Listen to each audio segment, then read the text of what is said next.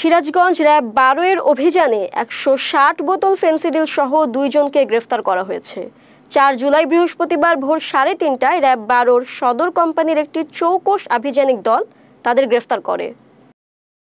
সূত্র জানায়, বৃহস্পতিবার ভোরে সিরাজগঞ্জ জেলার রায়গঞ্জ থানাধীন জোরপুল চান্দাইকোনা জমজম হোটেলের সামনে রংপুর টু ঢাকাগামী মহাসড়কের উপর একটি মাদক বিরোধী অভিযান চালায় র্যাব সদস্যরা। এ সময় ১৬০ বোতল ফেনসিডিল সহ ২ জন মাদক কারবারিকে গ্রেপ্তার করা হয়। এছাড়া গ্রেপ্তারকৃতদের সঙ্গে থাকা মাদকদ্রব্য পরিবহনের কাজে ব্যবহৃত ২টি মোবাইল ফোন ও নগদ ৭,৯৪৫ টাকা জব্দ করা হয়।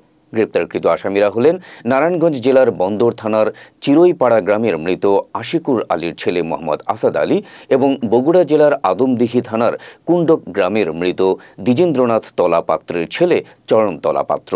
গ্রেপ্তারকৃতদের বিরুদ্ধে সিরাজগঞ্জ জেলার রায়গঞ্জ থানায় মাদক আইনে একটি মামলা দায়ের করা হয়েছে।